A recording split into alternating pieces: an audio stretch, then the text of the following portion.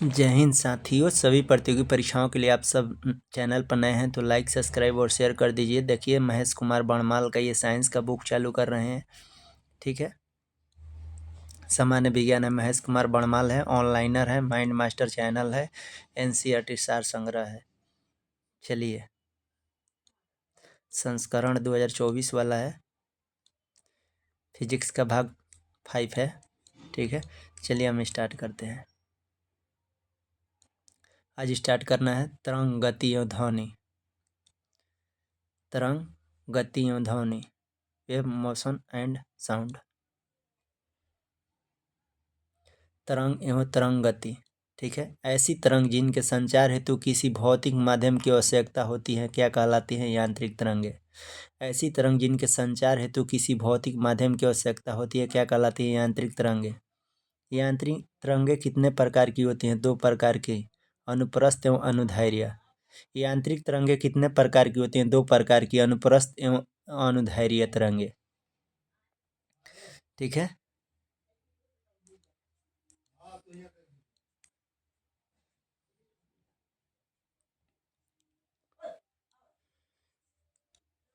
देखिए, अनुप्रस्थ तरंगे का उदाहरण, अनुदैर्ध्य तरंगे का उदाहरण। अनुप्रस्थ तरंगे जो है प्रकाश तरंग है, अनुप्रस्थ तरंगे प्रकाश तरंग है, अनुदैर्ध्य तरंगे ध्वनि तरंग है।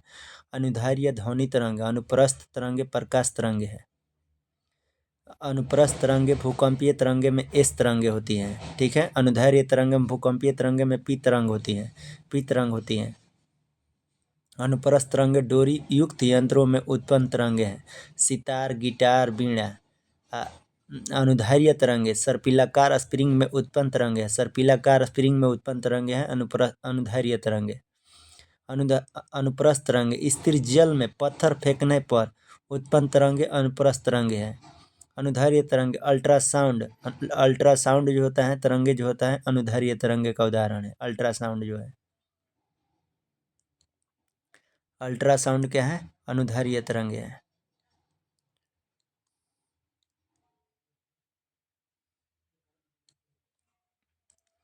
देखिए, तरंगों से संबंधित शब्दावली। देखिए, तरंग, तरंग, आयाम, आयाम, इसको आयाम देखिए, किसी माध्यम में तरंग संचरण को की दशा में माध्यम के कणों का उनकी माध्य स्थिति से किसी एक और अधिकतम विस्थापन आयाम कहलाता है। आयाम, आयाम कण के कंपन पथ की कुल लंबाई का आधा होता है। इसका SI मात्रक मीटर होता है। ठीक है,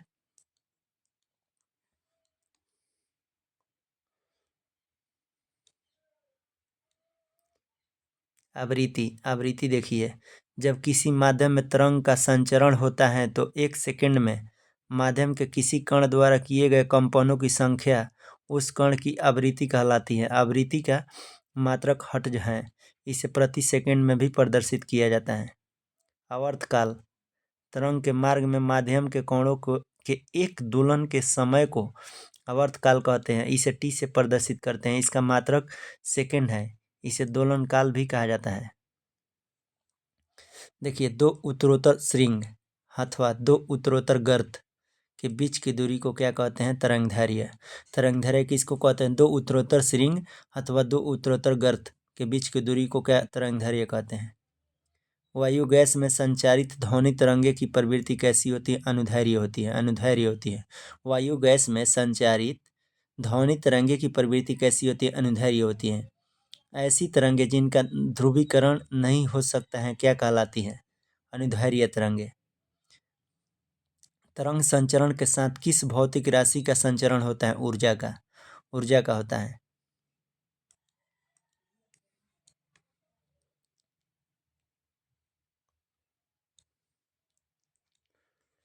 देखिए, अप्रगामी, अप्रगामी तरंगे के उत्पन्न होने पर माध्यम के कण जो अस्थायी रूप से विरामावस्था में रहते हैं उन्हें क्या कहा जाता है?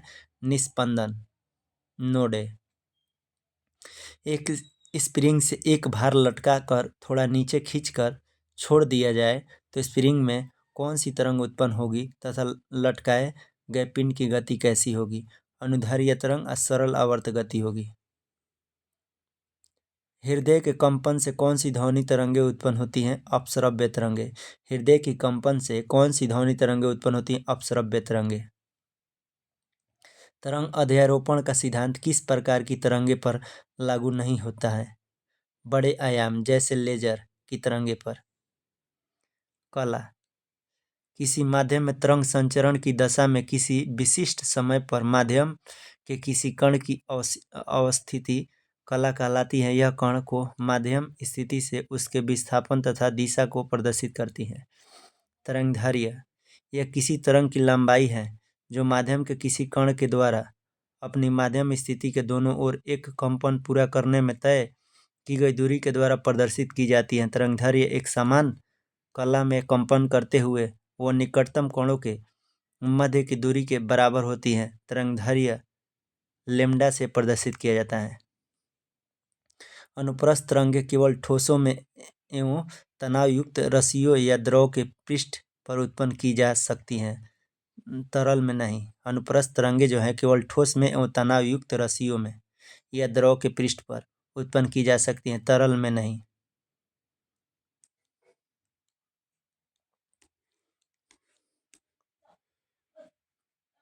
देखिए ध्वनि। ध्वनि इसको साउंड कहते हैं। ध्वनि की तीव्रता प्रदर्शित करने के लिए किस मात्रक का प्रयोग किया जाता है? डेसिबल। डेसिबल का। वायु में ध्वनि का वेग कितना होता है? 332 मीटर प्रति सेकंड समुद्र तल पर 20 डिग्री सेल्सियस तापमान पर। ध्वनि की प्रबलता ध्वनि के किस गुण पर निर्भर करती है? आयाम पर। ध्वनि की प्रबलता जो है ध्वनि के किस गुण पर निर्भर करती है? आयाम पर। वायु का तापमान 1 डिग्री सेल्सियस बढ़ाने पर ध्वनि की चाल में कितना अंतर होता है? 0.61 मीटर प्रति सेकंड।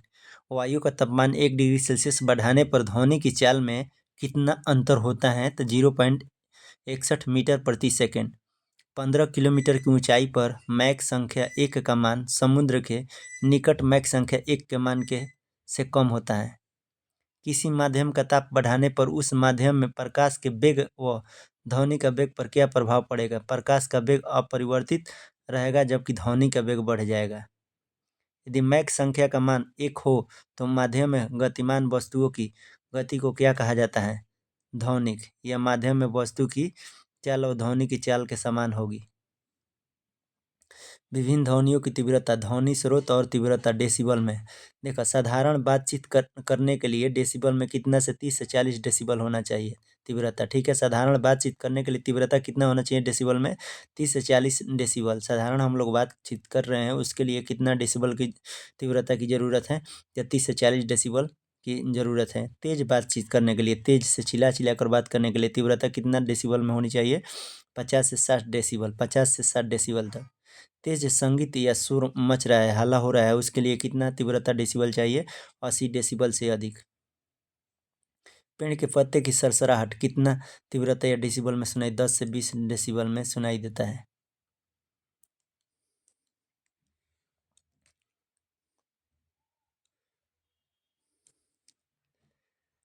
पेड़ के पत्ते का सरसराहट 10 से 20 डेसिबल में। ठीक है। सायरन। सायरन पुलिस एम्बुलेंस जो बजाती है वो कितना तीव्रता होनी चाहिए? 110 से 120 डेसिबल तक होनी चाहिए। जेट विमान के लिए, जेट विमान का जो तीव्रता होता है कितना डेसिबल में होना चाहिए? 140 से 150 डेसिबल। औद्योगिक यंत्र संयंत्र या कारखाने के लिए 100 से 120 डेसिबल। जल, लोहा और नाइट्रोजन के ध्वनि के वेगों का अवरोही क्रम क्या होगा? जल, लोहा, नाइट्रोजन में ध्वनि के वेगों का अवरोही क्रम क्या होगा? अवरोही नाइट्रोजन, तब उससे बड़ा होगा जल, उससे बड़ा होगा लोहा। ठीक है, पहले नाइट्रोजन में, तब जल में, तब लोहा में। ध्वनि की चाल ठोस माध्यम में सर्वाधिक, द्रव माध्यम में उससे कम तथा गैसीय माध्यम में सबसे कम होती है। तापमान के घटने का ध्वनि का वेग पर क्या प्रभाव पड़ता है? तापमान के घटने पर ध्वनि का वेग घटता है।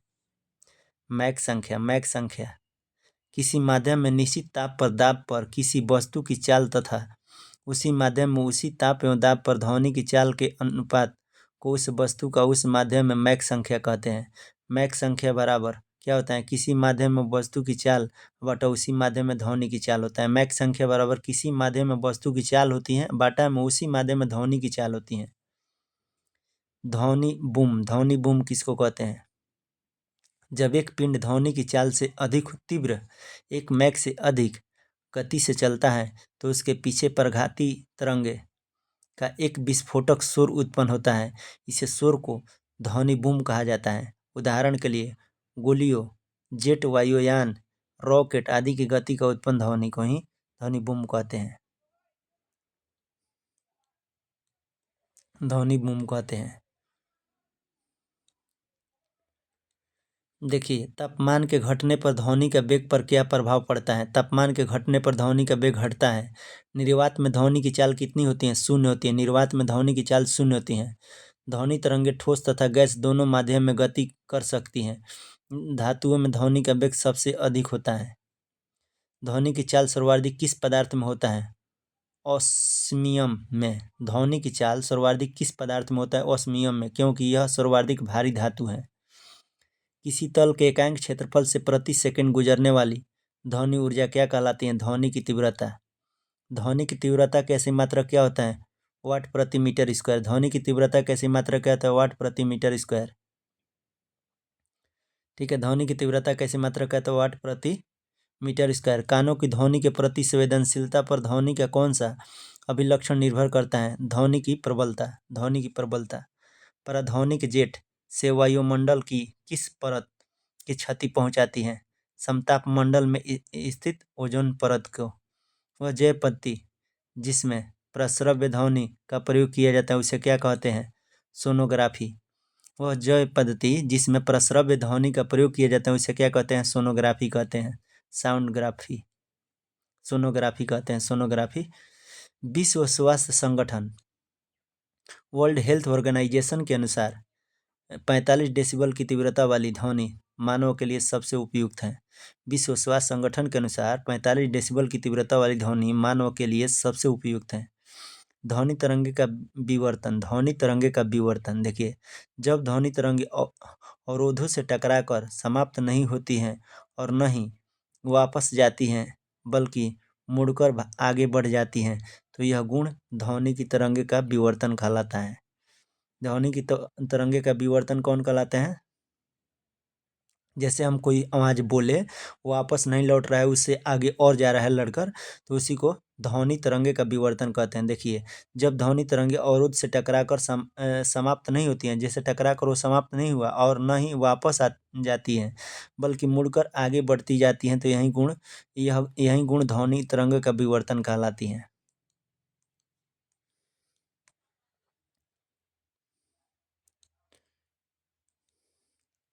जब सितार और बांसुरी पर एक ही स्वर बजाया जाता है तो उनसे उत्पन्न ध्वनि का भेद ध्वनि गुणवत्ता के आधार पर किया जा सकता है।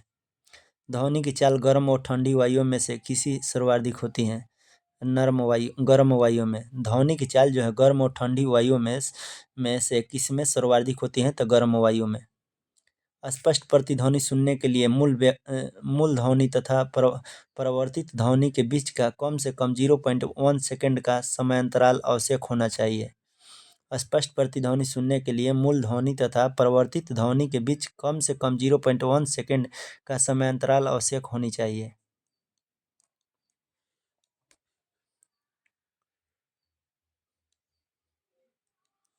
देखिए, ध्वनि तरंगे किसी माध्यम से प्रसारित होने पर माध्यम के कणों पर क्या प्रभाव पड़ेगा? माध्यम के कण उनका माध्य स्थिति के समीप इधर उधर गतिशील होते हैं। ध्वनि के कंपन का आयाम किसको निर्धारित करता है? ध्वनि की प्रबलता को। ध्वनि के कंपन का आयाम किसको निर्धारित करता है? ध्वनि की प्रबलता को। प्रस्रव्य ध्वनि तरंगे किसके द्वारा सुनी जा सकती हैं? कुत्ते एवं डॉल्फिन आदि के द्वारा। प्रस्रव्य ध्वनि तरंगे जो है किसके द्वारा सुनी जाती हैं? कुत्ते एवं डॉल्फिन आदि द्वारा। राडार की कार्यप्रणाली किस सिद्धांत पर आधारित होता है? रेडियो तरंगों को प्रवर्तन पर। राडार की कार्यप्रणाली किस सिद्धांत पर आधारित होता है? रेडियो तरंगों के प्रवर्तन पर। किसी स्थान पर उत्पन्न ध्वनि जब किसी दूर के तल से प्रवर्तित होकर पुनः सुनाई देती हैं क्या कहलाती हैं? प्रतिध्वनि कहलाती हैं। ध्वनि के स्रोत और प्रवर्तित सतह के मध्य न्यूनतम दूरी कितनी होनी चाहिए जिससे कि प्रतिध्वनि स्पष्ट रूप से सुनाई दे सके? 0.5 मीटर। प्रतिध्वनि का कारण होता है क्या? ध्वनि तरंगों का प्रवर्तन।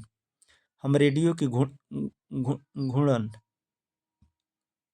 की घुंडी घुमाकर विभिन्न स्टेशनों के कार्यक्रम सुनते, यह किस कारण संभव है?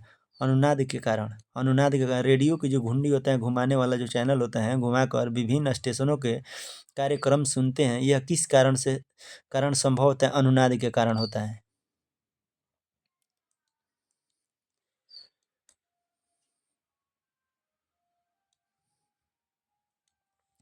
देखिए, परिघटना एवं कारण। अनुरण दीर्घ प्रतिध्वनि है। अनुनाद जो है, दो समान आवृत्ति वाली तरंगें अध्यारोपित होती हैं। विद्युत चुंबकीय तरंगें किस प्रकार की उत्पन्न की जा सकती हैं? त्वरित आवेश द्वारा।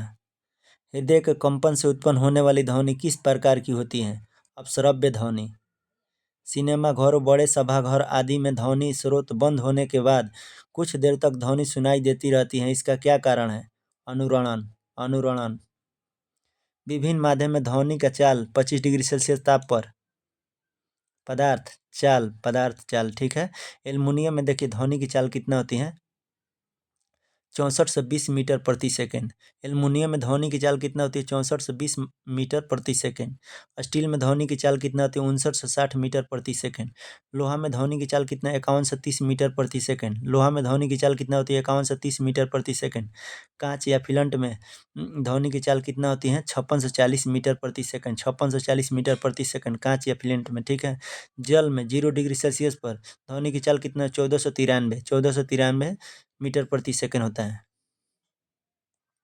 वायु में 0 डिग्री सेल्सियस पर ध्वनि की चाल 332 मीटर प्रति सेकेंड। ऑक्सीजन में 0 डिग्री सेल्सियस पर चाल कितना होता है? 316 मीटर प्रति सेकेंड। हाइड्रोजन में 0 डिग्री सेल्सियस पर चाल कितना होता है?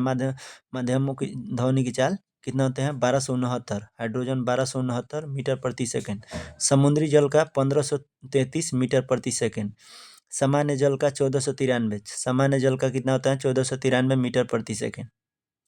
किसी माध्यम की प्रत्यस्थता अधिक होने पर उसमें ध्वनि की चाल उतनी ही अधिक होगी, जबकि अधिक घनत्व के माध्यम में ध्वनि की चाल कम होती है।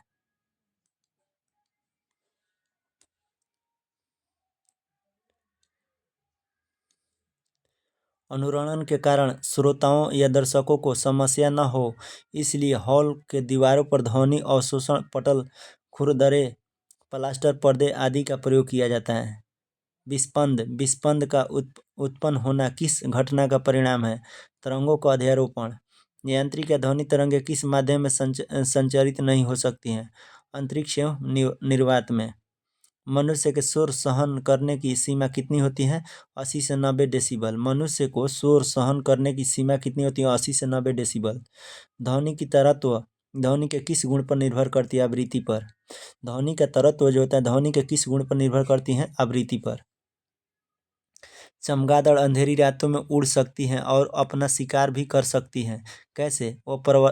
वे पराध्वनिक तरंगें उत्सर्जित करती हैं जो शिकार या अवरोधों से टकराकर परिवर्तित होने के बाद उनके कानों से टकराती हैं। इस प्रकार चमगादड़ अपने मार्ग के अवरोध या शिकार के चित्र व स्थिति का अंदाज लगा लेता है। किसी नदी या समुद्र में निमज्जित वस्तु डूबी हुई का पता लगाने के लिए किस उपकरण का प्रयोग किया जाता है? सोनार नामक उपकरण का। शिकार या परभक्षियों या बाधाओं का पता लगाने के लिए डॉल्फिन तथा चमगादड़ किस परिघटना का प्रयोग करते हैं? प्रतिध्वनि निर्धारण परिघटना का। ध्वनि तरंगे में विवर्तन, ध्रुवण, प्रवर्तन तथा व्यक्तीकरण में से कौन सी घटना नहीं हो सकती है? ध्रुवण नहीं हो सकती है। ध्वनि तरंगे में विवर्तन, ध्रुवण, प्रवर्तन तथा व्यक्तीकरण में से कौन सी घटना नहीं हो सकती है? ध्रुवण।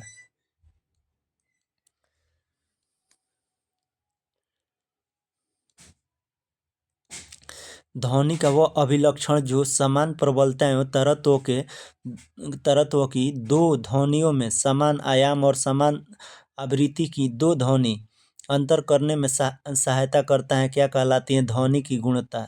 ध्वनि किस रूप में यात्रा करती है? अनुदैर्ध्य तरंगों के रूप में। ध्वनि किस रूप में यात्रा करती है? अनुदैर्ध्य तरंगों के रूप में। एक अंतरिक्ष यात्री अपने सहयात्री को को बिना किसी यंत्र को की सहायता से चंद्रमा की सतह पर सुन नहीं सकती हैं। क्यों? चंद्रमा पर वायुमंडल नहीं होने के कारण ध्वनि के संचरण हेतु माध्यम उपलब्ध नहीं है। कहता एकल आवृत्ति की ध्वनि को क्या कहते हैं? टोन। एकल आवृत्ति की ध्वनि को क्या कहते हैं? टोन कहते हैं। अनेक आवृत्तियों से मिलकर उत्पन्न होने वाली ध्वनि को क्या कहलाता है? स्वर। स्वर कहलाता है। नोट। एकल आवृत्ति की ध्वनि को क्या कहते हैं? टोन कहते हैं। अनेक आवृत्ति से मिलकर उत्पन्न होने वाली ध्वनि को क्या कहते हैं? स्वर कहते हैं। ध्वनि का ध्वनि का दिन की अपेक्षा रात्रि में दूर तक तथा स्पष्ट सुनाई देने का क्या कारण है? ध्वनि का अपवर्तन। ध्वनि का अपवर्तन। ध्वनि का दिन की अपेक्षा रात्रि में दूर तक स्पष्ट सुनाई देने का क्या कारण है? ध्वनि का अपवर्तन। ध्वनि की चाल पर दाब का क्या प्रभाव पड़ता है? यदि दाब बढ़ने पर ताप नियत रहे, जैसे कि आदर्श गैसों में होती है, तो दाब का ध्वनि की चाल पर कोई प्रभाव नहीं पड़ता है। लगभग समान आवृत्ति के दो तरंगे के अध्यारोपण के फलस्वरूप उनकी आवृत्ति में अंतर क्या कहलाता है? विस्पंद। विस्पंद कहलाता है। लगभग समान आवृत्ति की दो तरंगे के अध्यारोपणों के फलस्वरूप उनकी आवृत्तियों में अंतर विस्पंदन कहलाता है। विस्पंदन कहलाता है।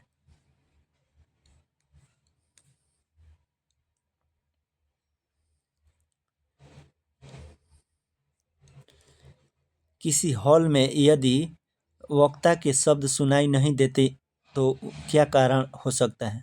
हॉल का अनुरणन 0.8 सेकंड से अधिक होगा। तेज चलने वाली रेल इंजन की सीटी जब वह स्टेशन को पार करती हैं तो किस कारण अवरोह अवरोह करती सुनाई पड़ती हैं? डॉप्लर प्रभाव। ध्वनि का डॉप्लर प्रभाव। जब ध्वनि श्रोता तथा श्रोता के मध्य सापेक्ष गति की हो रही हो तो श्रोता द्वारा सुनी गई ध्वनि को आभासी आवृत्ति तथा ध्वनि श्रोता द्वारा उत्पन्न ध्वनि को वास्तविक आवृत्ति में अंतर पाया जाता है। आवृत्ति परिवर्तन की इस घटना को डॉप्लर प्रभाव कहते हैं। वायु अथवा अन्य गैसीय माध्यमों में ध्वनि अनुदैर्ध्य तरंगे की चाल।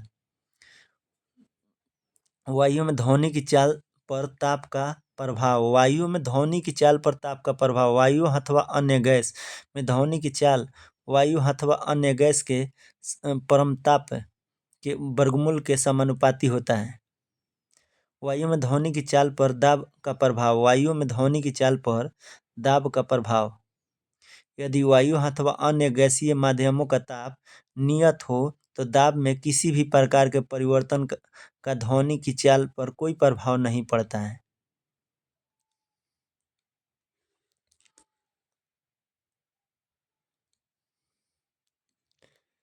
ध्वनि की चाल पर वायु की गति का प्रभाव। यदि ध्वनि की संचरण वायु की गति की दिशा में हो रहा है तो ध्वनि की चाल में वृद्धि हो जाएगी अर्थात v+w। परंतु यदि ध्वनि का संचरण वायु की गति के विपरीत दिशा में हो तो ध्वनि की चाल में कमी होगी अर्थात v-w। ध्वनि की चाल पर वायु में उपस्थिति आर्द्रता का प्रभाव। वायु की तुलना में जल वाष्प का घनत्व कम होता है। वायु की तुलना में जल वाष्प घनत्व कम होता है, इसलिए जल वाष्प युक्त वायु आर्द्रता युक्त वायु का घनत्व शुष्क वायु के घनत्व से कम होगा। प्रतिध्वनि कब उत्पन्न होती है? जब प्रवर्तक पृष्ठ का क्षेत्रफल अधिक होता है। प्रतिध्वनि कब उत्पन्न होती है? जब प्रवर्तक पृष्ठ का क्षेत्रफल अधिक होता है।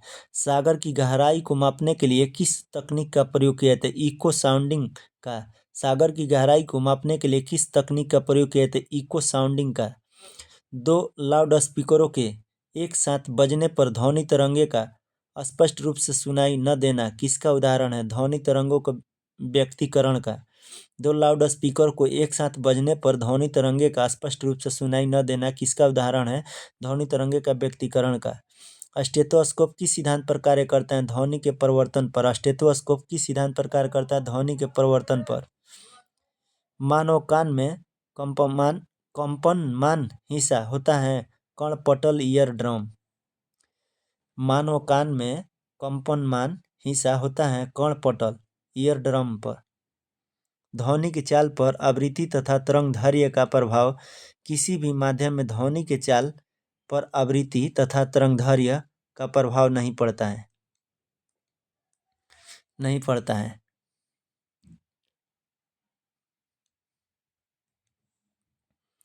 यदि ध्वनि तरंग एक माध्यम से प्रसारित हो तो क्या होता है?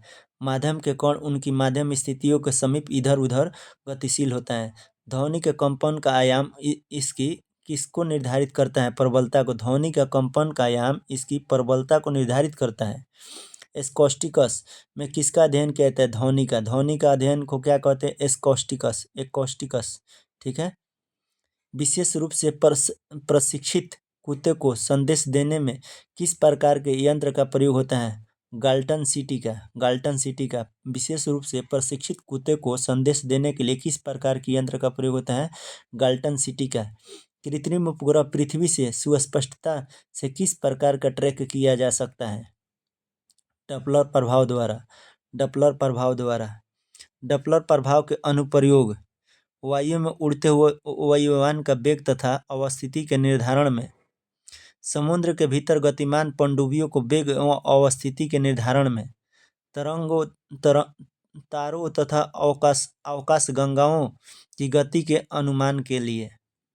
स्वचालित दरवाजे में किस तकनीक का उपयोग किया जाता है? प्रस्रव्य संवेदकों का। सेकंड लोलक का आवर्तकाल कितना होता है? 2 सेकंड। सेकंड लोलक का आवर्तकाल कितना होता है? 2 सेकंड। ध्वनि का मोटा होना अथवा तीक्ष्ण होना ध्वनि के किस अभिलक्षण के कारण होता है? ध्वनि के तरत्व के कारण।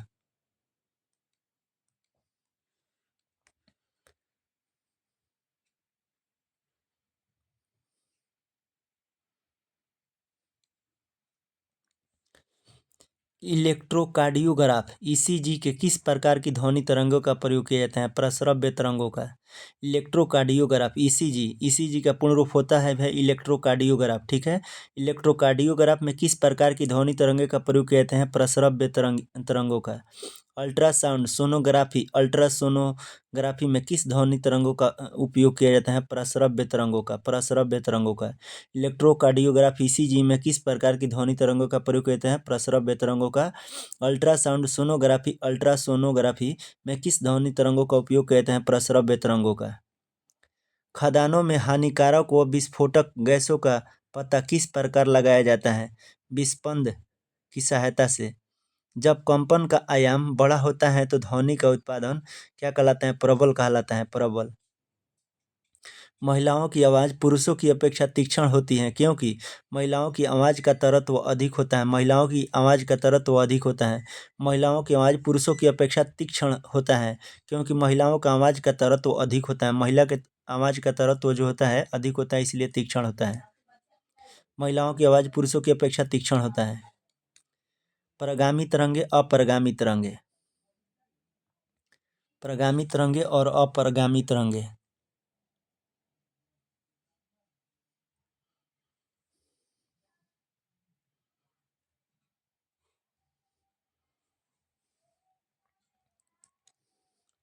देखिए, परगामी तरंगे, अपरगामी तरंगे। परगामी तरंगे किस माध्यम में एक निश्चित वेग से आगे बढ़ती हैं? परगामी तरंगे किसी माध्यम में एक निश्चित वेग से आगे बढ़ती हैं जिसके कारण इनके साथ ऊर्जा एवं संवेग का प्रवाह होता है। परगामी तरंगे किसी माध्यम में एक निश्चित वेग से आगे बढ़ती हैं जिसके कारण इनके साथ ऊर्जा और संवेग का प्रवाह होता है।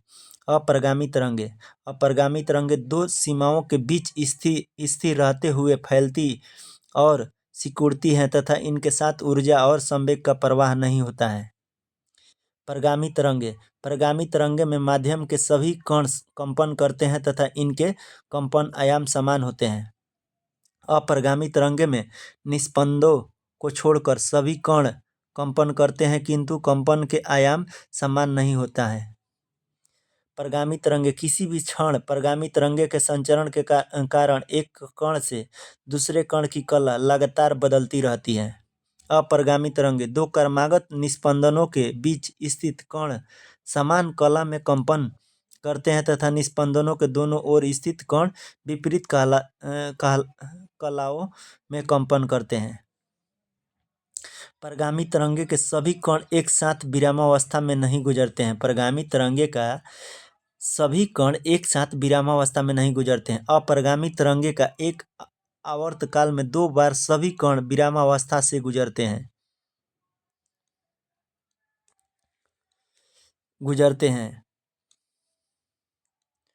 देखिए, अनुदैर्ध्य परगामी तरंगे में माध्यम के सभी कण दाब व घनत्व परिवर्तन की समान अवस्थाओं से गुजरते हैं। अनुप्रस्थ परगामी तरंगों में तरंग शीर्ष तथा तरंग गर्त एवं अनुदैर्ध्य परगामी तरंगों में संपीड़न व विरलन के केंद्र एवं निश्चित वेग से आगे बढ़ते हैं।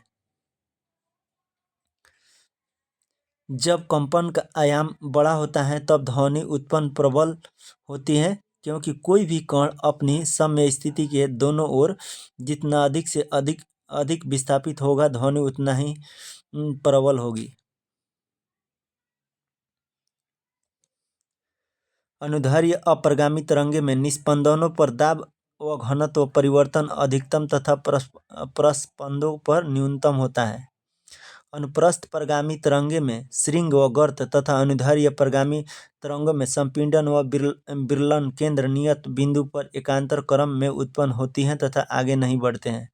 ध्वनि तरंगे की आवृत्ति आवर्तकाल के व्युत्क्रमानुपाती होती है। ध्वनि तरंगे लंबी दूरी तक प्रसारित नहीं होगी, क्योंकि उन्हें वातावरण द्वारा अवशोषित कर लिया जाता है।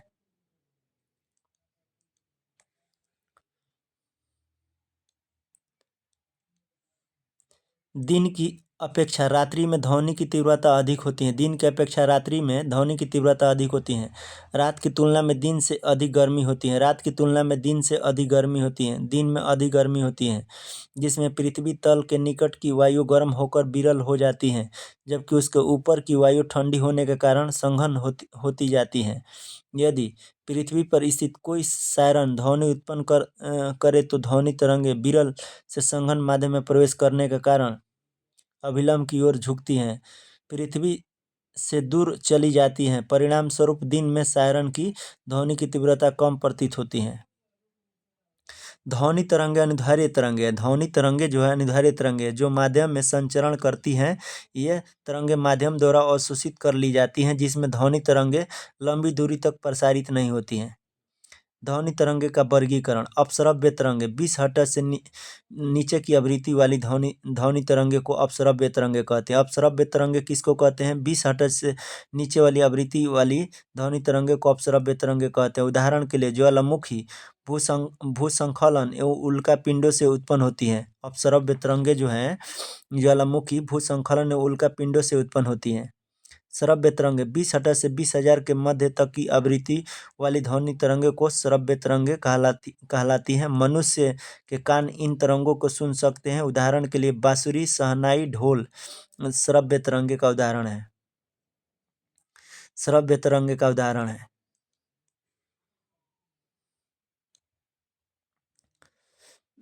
देखिए, परश्रव्य तरंगे वे तरंगे जिनकी आवृत्ति 20,000 हर्ट्ज से अधिक होती हैं, परश्रव्य तरंगे कहलाती है। 20,000 हर्ट्ज से अधिक की आवृत्ति वाली ध्वनि तरंग मनुष्य नहीं सुन सकता है, परंतु बंदर, डॉल्फिन, मछली, चमगादड़, बिल्ली, कुत्ते आदि इन तरंगों को सुन सकता है। देखिए, ध्वनि से एक प्रतिध्वनि को अलग पहचानने के लिए न्यूनतम समय अंतराल कितना था? 0.1 सेकेंड। किसी माध्यम में समान आवृत्ति की एक ही दिशा में गतिमान तरंगों में होने वाली ऊर्जा का पुनर्वितरण व्यक्तीकरण कहलाती है। किसी माध्यम में समान आवृत्ति की एक ही दिशा में गतिमान तरंगों में होने वाली ऊर्जा को पुनर्वितरण व्यक्तीकरण कहलाता है।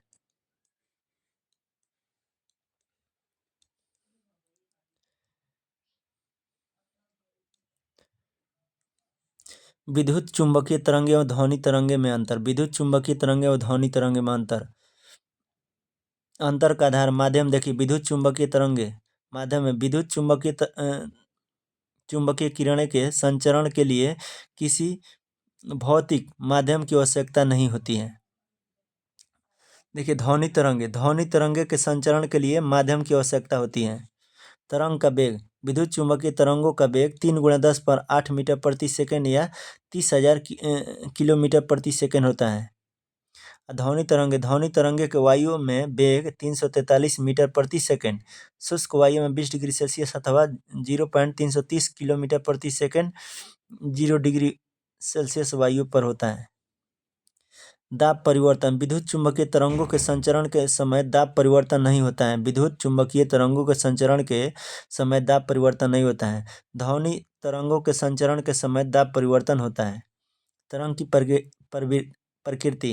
विद्युत चुम्बकीय तरंग अनुप्रस्थ तरंगे होती हैं। ध्वनि तरंगे अनुदैर्ध्य तरंगे होती हैं। विद्युत चुम्बकीय तरंग जो होता है अनुप्रस्थ तरंगे होती हैं। ध्वनि तरंगे अनुदैर्ध्य तरंगे होती हैं। ध्वनि तरंगे क्या होती है? अनुदैर्ध्य तरंगे। विद्युत चुम्बकीय तरंगे अनुप्रस्थ तरंगे होती हैं। विद्युत चुम्बकीय तरंगे देखिए, ऐसी तरंगे जो किसी भौतिक माध्यम की अनुपस्थिति में भी संचरण कर सकती हैं क्या कहलाती हैं? विद्युत चुम्बकीय तरंगे। रात में देखने के लिए प्रयोग किए जाने वाले उपकरणों में किस प्रकार की तरंगे का प्रयोग किया जाता है? अवरक्त तरंगों का। दृश्य प्रकाश का तरंगदैर्घ्य कितना होता है? लगभग 390 से 750 नैनोमीटर के मध्य है। दृश्य प्रकाश का तरंगदैर्घ्य कितना होता है? 390 से 750 नैनोमीटर के मध्य है। आँख से संबंधित रोगों के निदान में कौन सी किरणों का प्रयोग किया जाता है? एक्स किरणों का प्रयोग किया जाता है। एक्स किरणों का प्रयोग किया जाता है। कोबाल्ट 60 विकिरण चिकित्सा में क्यों प्रयुक्त किया जाता है? गामा किरणों को उत्सर्जन के कारण। गामा किरणों को उत्सर्जन के कारण। बंद चूल्हे में किसका प्रयोग किया जाता है? सूक्ष्म तरंगों का। बंद चूल्हे में ओवन में किसका प्रयोग किया जाता है? सूक्ष्म तरंगों का। अंतरिक्ष स्टेशनों पर लोलक घड़ी क्यों अनुपयोगी हो जाती है? क्योंकि अंतरिक्ष स्टेशनों पर गुरुत्वीय त्वरण का मान शून्य हो जाता है, जिसके आवर्तकाल अनिश्चित हो जाता है। जीवाणुओं को समाप्त करने के लिए किस प्रकार के विकिरण का प्रयोग किया जाता है? पराबैंगनी विकिरण का। जीवाणुओं को समाप्त करने के लिए किस प्रकार के विकिरण का प्रयोग किया जाता है? पराबैंगनी विकिरण का। पराबैंगनी विकिरण का।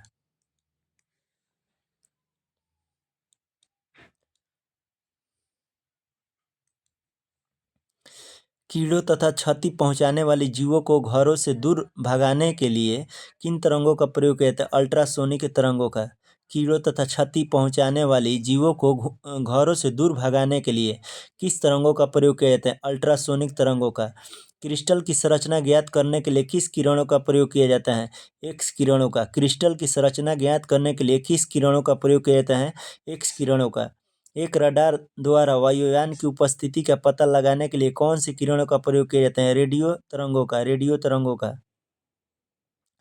तरंगदैर्घ्य के आधार पर तरंगों का अवरोही क्रम। तरंगदैर्घ्य के आधार पर तरंगों का अवरोही क्रम।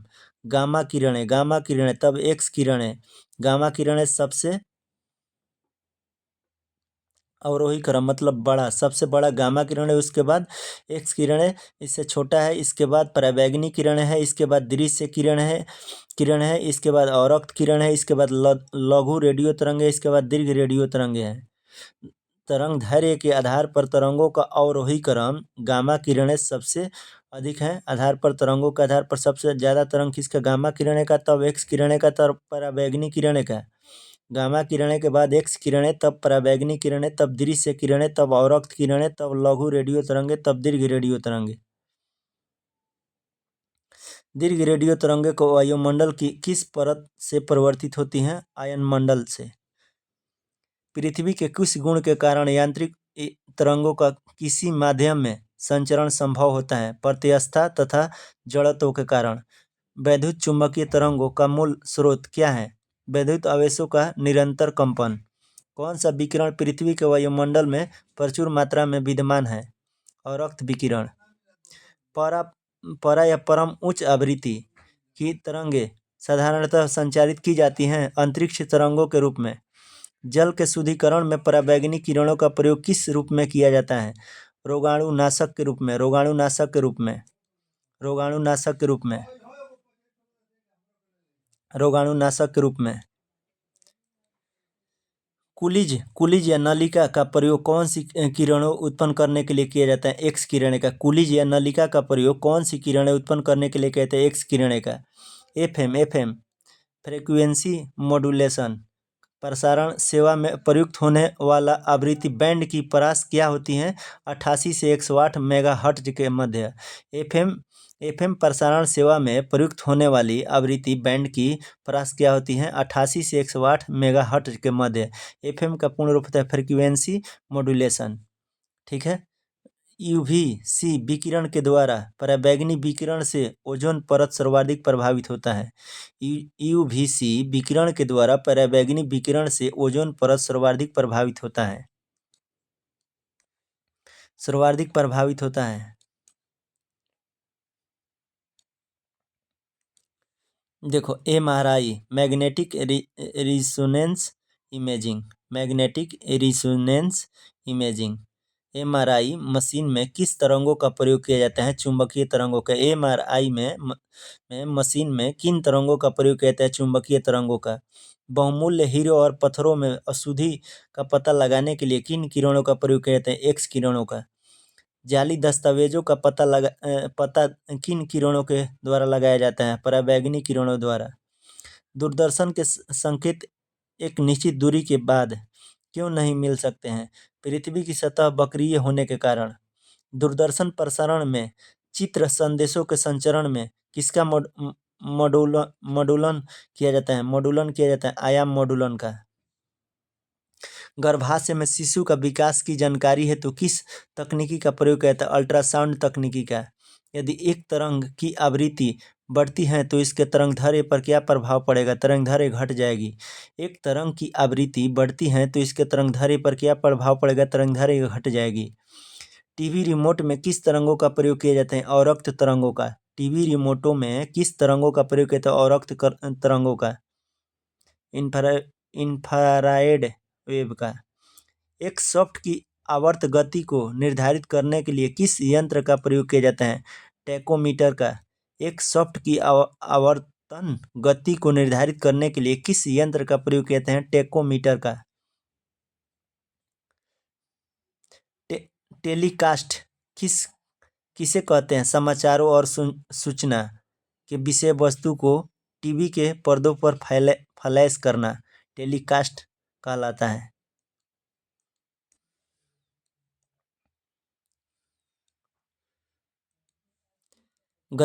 गतिमान कार की चाल को मापने के लिए यातायात अधिकारी उस पर कौन सी किरणें डालता है? सूक्ष्म तरंगे। माध्यम का ताप बढ़ाने पर प्रकाश की गति पर क्या प्रभाव पड़ेगा? प्रकाश की गति अपरिवर्तित रहती है। आयनिक विकिरण वायुमंडल की किस परत में पाया जाता है? आयन मंडल में। दूरदर्शन एवं रेडियो की ध्वनि संकेत किस तकनीक पर आधारित होती हैं? आवृत्ति मॉड्यूल पर। आवृत्ति मॉड्यूल पर।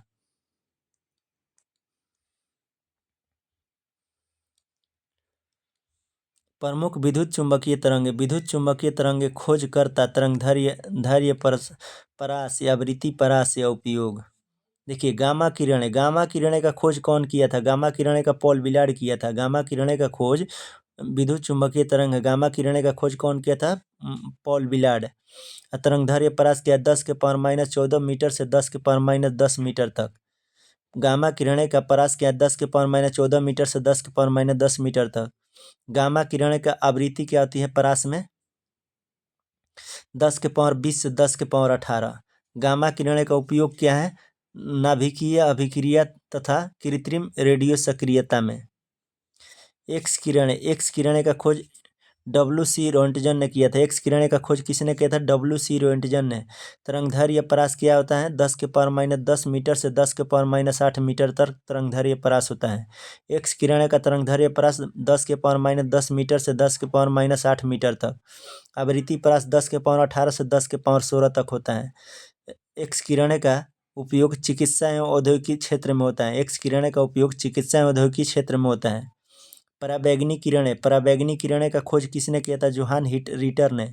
पराबैंगनी किरणें का खोज जोहान रिटर ने किया था। तरंगदैर्घ्य परास है 10⁻8 मीटर से 10⁻6 मीटर तक। आवृत्ति परास है 10⁻16 से 10⁻14 तक। उपयोग है देखो पराबैंगनी किरणों का उपयोग सिकाई करने में, प्रकाश वैद्युत प्रभाव में उत्पन्न एवं जीवाणुओं को नष्ट करने में पराबैंगनी किरणों का उपयोग है। दृश्य किरणें का खोज न्यूटन ने किया था। इसका तरंगदैर्घ्य परास में 3.9 × 10⁻⁷ मीटर से 7.8 × 10⁻⁷ मीटर तक। इसका आवृत्ति परास होता है 10⁻14 से 10⁻12। दृश्य किरणें का उपयोग होता है, इनकी उपस्थिति से वस्तु दिखाई देती है। दृश्य किरणें का उपयोग है, इसकी उपस्थिति से वस्तु दिखाई देती है। औरक्त विकिरण का खोज विलियम हर्शेल ने किया था। औरक्त विकिरण का खोज किसने किया था? विलियम हर्शेल ने। तरंगदैर्घ्य परास क्या 7.8 × 10⁻⁷ से 10⁻³ तक मीटर तक होता है। आवृत्ति परास क्या होता है? 10⁻12 से 10⁻10 तक।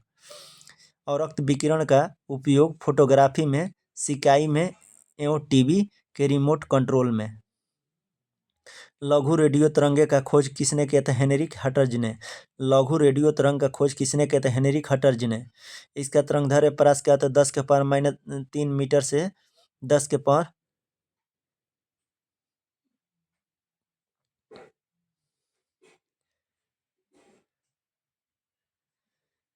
लघु रेडियो तरंगों का आवृत्ति परास क्या होता है? 10⁻10 से 10⁻8 तक। लघु रेडियो तरंगों का उपयोग क्या होता है? रेडियो, टेलीविजन, रडार एवं टेलीफोन में।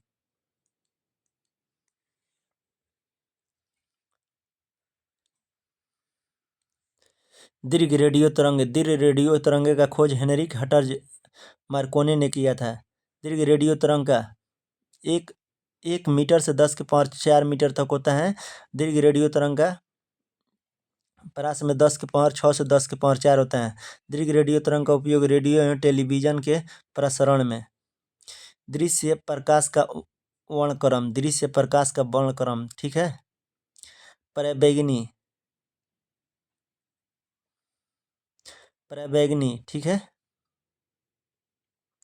दृश्य प्रकाश का वर्णक्रम देखिए, बैगनी का 4 × 10⁻⁷ मीटर। जामुनी,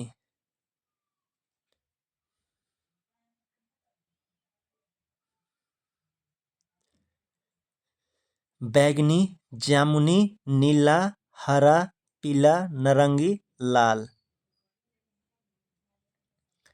लाल का दृश्य प्रकाश वर्णक्रम 64 एंगस्ट्रॉम होता है। पराबैंगनी का 4000 देना चाहिए, तो यहाँ 400 दिया है। कॉस्मिक किरणें विद्युत चुंबकीय स्पेक्ट्रम का भाग नहीं है। कॉस्मिक किरणें जो है विद्युत चुंबकीय स्पेक्ट्रम का भाग नहीं है, परंतु इसकी गति लगभग प्रकाश के बराबर ही होती है।